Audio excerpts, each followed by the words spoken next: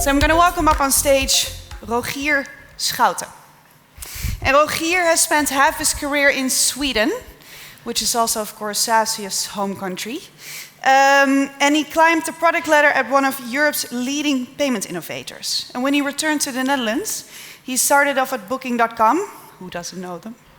And then now he moves on to Mollie, one of the leading payment service providers. And there he is now the lead product, launching new innovations as frequently as Messi scores goals. I like that description a lot. So today he's going to share the lessons that he learned while scaling Mollie across Europe. I think we all want to know, Mollie's a huge company, so his lessons learned are going to be very valuable. His talk is going to be when operations become strategy building from scale from day one. Please welcome with a huge round of applause, Rogier. Here we go back, this is the moment, tonight is the night, we'll fight till it's over, so we put our hands up like the ceiling can't hold us. Yes, thank you. Like the ceiling can't hold us. Good morning, SaaSiest. It's so great to be here, and thanks a lot for having me here. So, as Daniel explained, I'm going to tell you some of our lessons of growth. And these lessons were unconventional in many ways. Mollie's not a company that grew linearly. And I'm going to be honest with all of you here today. This is not going to be a sugar-coated marketing story. These are going to be our real lessons of how we thrived.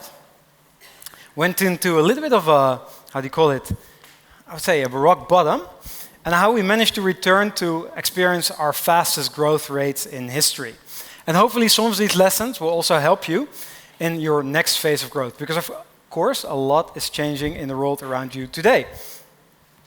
This is me, CPO, board member at Mollie. I won't spare too many details. It was already a great intro provided by Danielle. A little bit, very short thing about Mollie if you don't know whom we are. We were founded in 2004. Actually, we span out of a B2B SaaS business, nowadays called Bird. Bird needed payments at that point in time.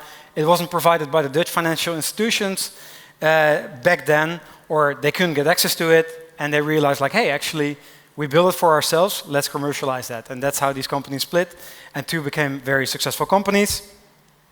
Our mission is to eliminate financial bureaucracy. We want to make financial products simpler, more beautiful, easier for our customers. It's as simple as that. And today, we're proud to say that we're Europe's most localized PSP at scale. We operate across 17 European markets with a completely localized offering, and I'll explain you how we got there. And we serve businesses of all sizes. We started with the long tail with smaller businesses, but nowadays we serve the tier A brands across the board and many B2B SaaS players as well. So our first challenge and our growth journey, as I said, is unconventional. And why is our growth story a little bit unconventional? First of all, in the first 12 years of our history, we didn't expand. We only focused on the country where we're in here today. Call that the European disease. If you take an American lens, right? Like, just conquer your own country first. Be happy about that, experience a nice growth rate. And at that point in time, there was a realization, like, we're not ambitious enough. Look at all these great companies around us in the industry, suddenly coming to Europe from the US and taking all that kind of market share. So the ambition level went up. But the first 12 years, no growth. And back then, we had the first wave of growth that really went exponential. We started expanding across Europe. We also had a boom fueled by COVID back then. Like, everybody and their family members needed payment solutions. And we had something really, really going. And we realized that localization, first of all, in Europe is very, very hard. Think about, of course, not only the payment methods. I think you're all familiar with that. But all the things that make doing business in Europe, in your industry, but also in the financial industry, really, really hard. And just localizing that across market, things about the tax rules, the reporting formats, even regulation seems to be a level playing field across Europe. But whether you're regulated in Ireland or Netherlands makes a very big difference, even today. So there's no level playing field. And I think even the IMF said it recently in a report, also quoted by Draghi, that the cost of doing business in Europe internally, expanding from one country to the other, equals like a 44% tariff. So we talk a lot about tariffs today. I'm not going to do that. We can do that in the break. But like, we make it not always as easy for ourselves here in Europe. But Mollie realized, like, while expanding across Europe, that this was actually something that we are quite good at. We started in Belgium as our first country, 12 years into the company, then moved to Germany, both very successful markets. In Belgium, our market share is about 50%. Germany is next year our biggest market. But we also realized that when we want to do this at scale, we were not moving fast enough.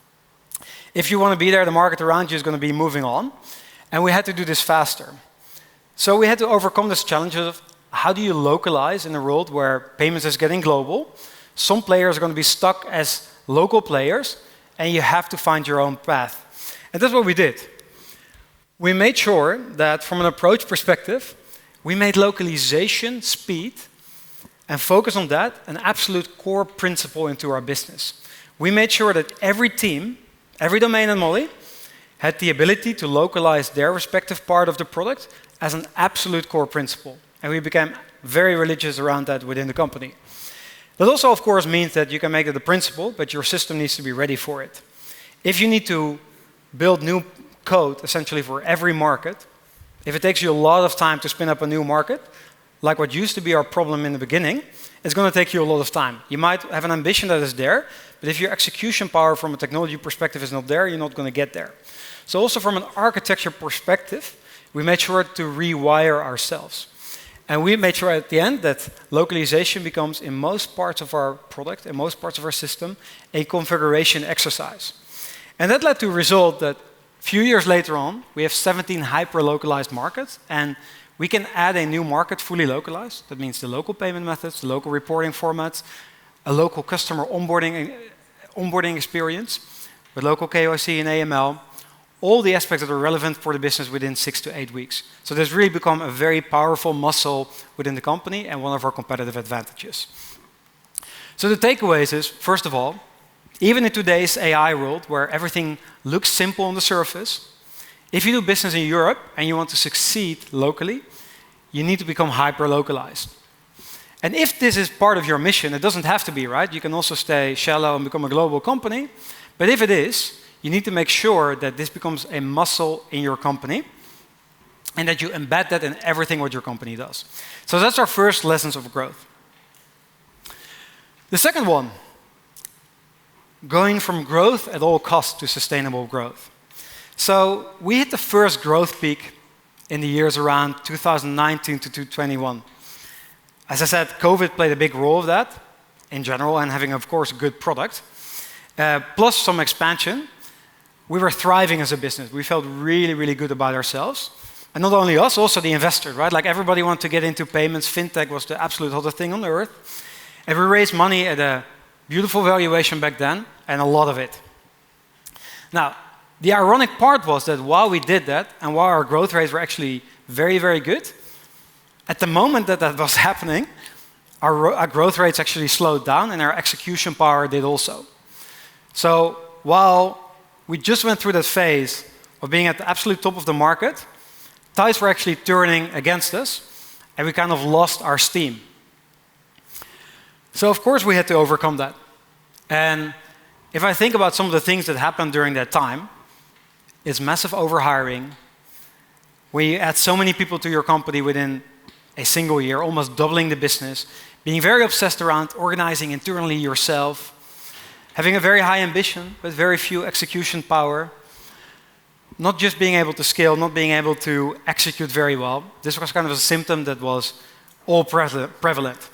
And adding to that, like markets returning to normal. So in the beginning, everybody said, of course, online is going to dominate everything. What you saw happening after COVID is also the market started to become more normal than what people had expected. And taking that cocktail of being very inefficiently run, plus the market actually turning, it didn't help us. So we realized we had to reinvent ourselves. And what we did were a couple of things. First of all, we had a relentless focus on automation and efficiency. So we realized that if you serve 250,000 plus businesses and you want to do this all across Europe, you have to be efficient. And while during COVID, during good times, when growth is high, you can compensate a lot with manual labor and adding people to a problem that doesn't scale. Of course, we want to keep our growth ambition, but we had to do it in a different way.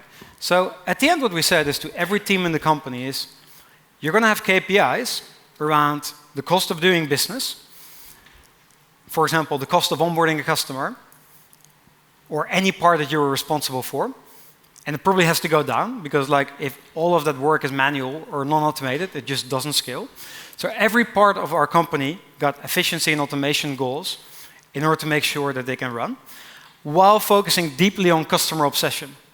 We mapped out, for example, all contact reasons of why customers contacted us about something in their system that they didn't like, or complaints or anything, to the individual team in the company, and we gave them targets to kind of bring that down. So while focusing a lot of efficiency, we also focused on customer obsession, and we started obsessing with our internal organization and ourselves. I think a disease that many companies had during these years. And while doing that, we actually didn't give up on human support. So a lot of companies in our industry basically say that support is not something that you should do as a financial institution. We should be infrastructure, you should leave that to others. We took a different approach. And while doing that, we actually extended the support, the human support, and we made it better. We made sure not to hide the phone numbers from our website if people had to call us. Our lesson was that in financial services, if people want to reach out to you, you need to make sure that you're available to them and that humans can come to you, while of course focusing on reducing the contact reasons to begin with. So we forced ourselves by investing in human support and making it accessible to our customers to become more efficient. And the result was at the end that we turned a 73 million burn in 2021 into a profit last year, while actually accelerating our growth rate and getting back to high growth, at the end 3x, and also made our customers a lot happier. So these are our customer review scores at the moment. We're very obsessed with that. It's something that we thrive by, but it's the result of years of investments into doing that. And we also managed to operate this full service model at scale. We stand out as a business by having a somewhat different approach to payments, as I already mentioned. A full service model essentially means that you tell to your customers, we take care of customer support to your partners, we take care of chargeback, of fraud risk. We believe that the hard part of payments should not be delegated to you as a B2B SaaS player. So that was also the result of this automation journey. Now, the lessons, and some of them are of course obvious. When you scale, you have to stay lean. And that's, again, it sounds obvious, but many people forget about that. Make efficiency and customer obsession core KPIs for every team in your business. And really map it out to each individual ingredient. The hard part is when these KPIs exist, but it's unclear who's accountable about that. So really make sure that's ingrained. And of course, in nowadays times, AI is a very big thing. And I would encourage everybody to invest in AI, of course, also in support. We do that. We believe we have a very good AI support experience. But at the same time, and this is maybe a bit of a controversial view, we very much believe, particularly in the industry that we operate in, that, as I mentioned, human support always trumps AI support when it comes to the most critical items. So when people talk about AI and how you need to transform your businesses in the coming period, also really make sure that you don't forget about the human element there. And the last challenge, scaling distribution. So hopefully I convinced you that very good localization approach, making sure that your company is efficiently run, got our steam back. But it also means, it doesn't mean necessarily that you're going to grow again fast or that your business is kind of healthy at its absolute core. Many very well-run companies, at the end they fail or they go down because the market around them changes. And a couple of years back, we had a little bit of such a challenge that was brewing around us. And it actually very much relates to the industry that all of you are in here. What we saw happening was that the dynamics of power or the dynamics of the relationship between a merchant and a payments company was changing. 15 years ago, a business could literally open up their book or their e-commerce plugin or whatever and look at like, what payment company suits me? So you had this direct-to-merchant approach. And of course, you worked with referral partners. Partners have been part of the journey since our beginning. But what we saw happening is that, of course, these B2B SaaS players realized, also due to advancements in technology, payments could be very seamlessly embedded into their core. And that meant for us as a business that, from a distribution perspective, the power dynamics were shifting from the merchant to the B2B SaaS platforms. So this was a real threat or a looming threat to our business around us, particularly in a time when some of our global competitors had built very good solutions against this problem. So essentially, we had to change, while of course continuing to run our business. And that's something that probably many of you are experiencing in the era of AI. Nothing is changing overnight, despite some people maybe claiming it, but there's this gradual shift that's going to have a very instrumental long-term impact. So what did we do? So first of all, we set up this startup within our business. So when something big is happening, the tendency that some companies have is to have everybody work on it, or have everybody work on it a little bit. We believe that we had to continue to do what we're good at, but that new part of the business required dedicated focus, a little bit away from the existing people that were working in a different mindset. So we set up this startup in the company called Embedded Payments that was just solely focused on building the best product for B2B SaaS players. Secondly, we made sure that this product and this mindset around partners, over time, when we started to build traction with this product, became a top priority in the company. And thirdly, what's not on the slide, we also decided to take a different approach than our competition there. When you're behind, or when you're late to a game, or when you're late to a disruption, and that's how we felt a couple of years back, what you can do is, of course, copy what the best out there have already in place. We did a slightly different approach. We said like, hey, one thing we're really good at is this managed service model on the back of our automation and efficiency. We actually provide great customer support. We also provide great APIs and technology. So why don't we give these customers the best of both worlds? We make sure that they can benefit from our full service model to their customers. Not suitable for everyone, by the way. Many of these global platforms, they want to build operations teams for payments. They want to do the customer service for payments themselves. But for many other players, that's exactly what they didn't want. So we said, why don't we leverage what we're really good at in that transformation and have an approach that actually works differently than what competition does. And that's at the end what we ended up with. This product, called Connect for us, is our fastest growing product in the business today, 4 years later. And again, it also makes you realize that these transformations in your business and in your industry take time. And we nowadays serve more than 700 of companies like yourselves with embedded payments. But the lessons from that the takeaways are, first of all, if a market is really changing or disrupting, you have to disrupt yourself. That also means, for example, if you really believe that AI is going to have a profound impact on your business today, in your industry,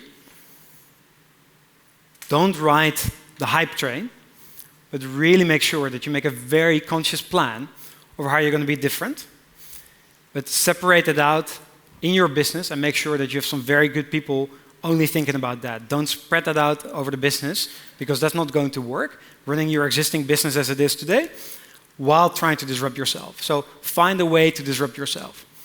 And also dare to stand out in an over-invested space. So you've heard a couple of great talks already today about different approaches of how to become successful.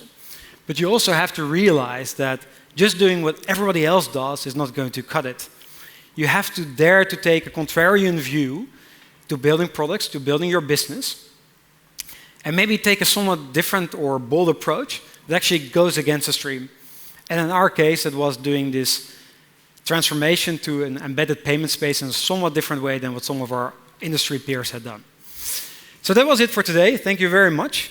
Our team is here for you to have a chat with. We're available, and I wish you a great experience here at SaaSiest. Thank you for having us.